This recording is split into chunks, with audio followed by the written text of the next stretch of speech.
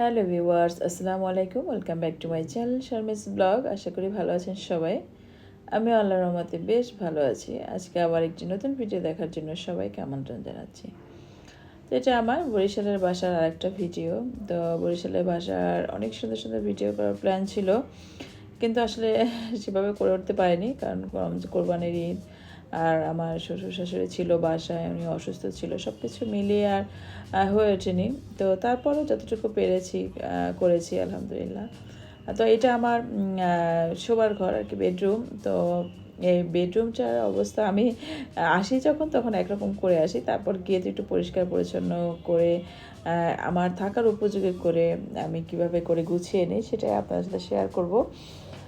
তো প্রথমে আমি এখানে আমি ওয়ালটা থেকে দেখাই। এই ওয়ালটা হয়তো আরও আগে আপনারা দেখেছেন, না দেখেননি সেটা আমি অতটা জানি না এই চ্যানেলে আমার এই ভিডিওগুলো আছে কি না। তো এখানে আমি দুটো চেয়ার রেখেছি, আমার ডান সাইডের ওয়াল এটা, আর একটা মিরর রেখেছি। আর চেয়ারের পাশে আমার এভাবে একটা কুলার আছে, যেহেতু গরম আর আমি এসি লাগাই না এখানে, যেহেতু আমি থাকি না সবসময়, এই জন্য এসিটা লাগানো হয় না। আর তারপরে সাইডে একটা ড্রেসিং টেবিল আছে, তারপরে একটা বেড সাইড টেবিল, এবং তারপরে আমার যে বেডটা এটা আমি এভাবে করে রেখেছি।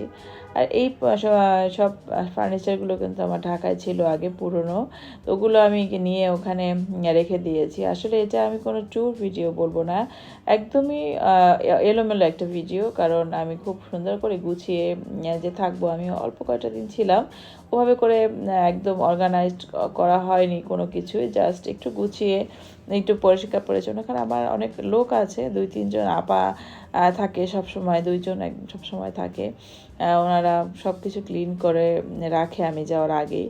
তো তারপরও নিজের মতো একটু করে গুছিয়ে সাজিয়ে নেওয়াটা একটা অন্যরকম ব্যাপার, যে আমি যে জায়গাটায় থাকবো ওই জায়গাটা আমি সুন্দর করে গুছিয়ে রাখবো বা আমি গুছিয়ে নিব। আমি আসলে এটাই পছন্দ করি, যতই লোক থাকুক আমার নিজের হাতে করতেই সব কিছু ভালো লাগে।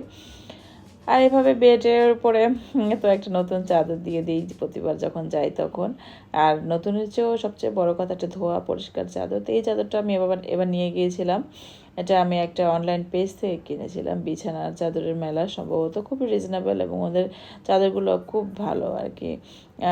আমার মনে হয় রিজনেবল এবং দেখতে সুন্দর, সব কিছু মিলিয়ে চাদরটাগুলো খুব কোয়ালিটিফুল আমার কাছে লাগে। তো যাই হোক, এই সাইডটা এভাবে ছিল। আর রুমটা বেশ বড় একটা রুম ছিল, মোটামুটি অনেক বড় স্পেস। আর তারপরে এই সাইডে আমি এখানে একটা শাড়ির আলমারি রেখেছি, আসলে খুবই এলোমেলো, এটার মধ্যে আমি শাড়িগুলো ওভাবে রাখি না, কারণ যেহেতু বাসায় থাকি না আমি, এই বাসাটা খালি থাকে, তো এই জন্য শাড়িগুলো আমি আমার সব বাবার বাসায় রেখে দিই। এখানে কিছু আছে যেগুলো একদমই অকেজো ওগুলো। আর তারপরে একটা ওয়ার্ড্রয়ার আছে, আর এই ওয়ার্ড্রয়ারটা আমি আমার সব কাপড় চোপড়গুলো রাখি, এগুলো আমি যখন ওখানে থাকি। আর এই ওয়ার্ড্রয়ারটা আমি ঢাকা থেকে নিয়েছিলাম, এটা আমার ঢাকার বাসায় ছিল। এই ফার্নিচারগুলো দিয়ে আমি আমার জীবন শুরু করেছিলাম, আর এক সময় সব কিছুই চেঞ্জ করতে হয়, কিন্তু ফেলে দিতে ইচ্ছে হয় না। এই জন্য আমি এই ফার্নিচারগুলো আমি স্মৃতি হিসেবে আমার কাছে রেখে দিব, যে আমি আমার লাইফের শুরুর দিকে আমার জিনিসপত্রগুলো এভাবে ছিল, আমার ঘরটা এভাবে গোছানো থাকতো। তো ওইভাবেই আমি আবার সব কিছু এখানে সেট করে রেখেছি। তো খুব বেশি ভালো লাগে, আমি যখন যাই মনে হয় যে না, আমার রুমটা সে আগের মতোই আছে, এই আর কি। আর এখানে দুটো আর্টিফিশিয়াল পাতা দিয়ে দিয়েছিলাম, কারণ এখানে রিয়েল কিছুই রাখা সম্ভব না, যেহেতু আমি থাকি না, এই আর কি। কারণ রিয়েল থাকতে হলে সেটা যত্ন নিতে হয়। আর তারপর এখানে দুটো প্লাস্টিকের চেয়ার দিয়ে দিয়েছিলাম। প্লাস্টিকের চেয়ারগুলো আরএফএলের ছিল। আসলে একজন লোক আসলে না বিছানায় বসতে দিতে কেমন লাগে, এই জন্য আমি এভাবে করে একটা সেটিং করে নিয়েছি। আর এই জানলার পর্দাগুলো কিন্তু আমি সব ঢাকা থেকে নিয়েছি, আমার বাসার ম্যাক্সিমাম জিনিস ঢাকা থেকে নেওয়া, কারণ ওখানে ওরকম আমার পছন্দ মতো কিছু পাওয়া যায় না। আসলে এখন অনেক কিছু পাওয়া যায়, তারপরেও আমি যেহেতু সবসময় ঢাকায় শপিং করি না, মনে হয় যে না, ঢাকার জন্য জিনিসগুলো আমার কাছে বেস্ট মনে হয়।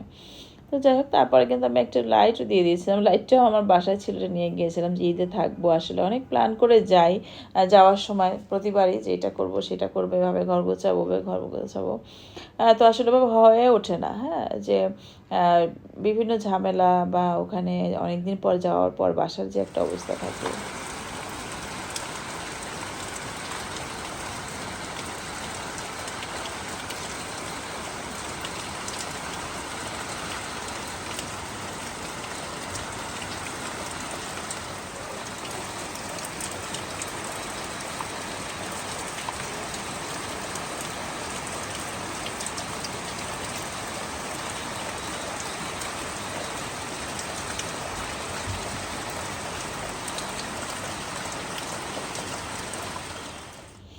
অনেক সুন্দর বৃষ্টি নামছে, আসলে কি বলবো, আমার কাছে তো খুব বেশি ভালো লাগছিল। আমি আসলে খুব এনজয় করছিলাম, তাই আপনাদের সাথে একটু শেয়ার করলাম।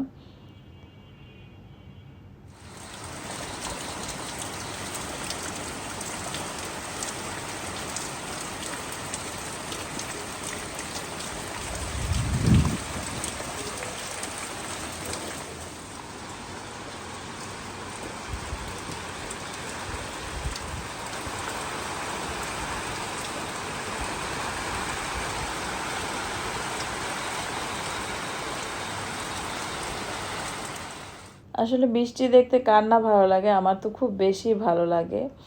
তো এই ছিল আমার আজকে ছোট্ট ভিডিওটা। যদি আপনাদের কাছে ভালো লাগে, আমি আসলে এভাবে ট্যুর বলবো না, আমার বেডরুমটাকে আমি এভাবে করে গুছিয়ে কিছুদিন থাকার জন্য উপযোগী করে রাখি।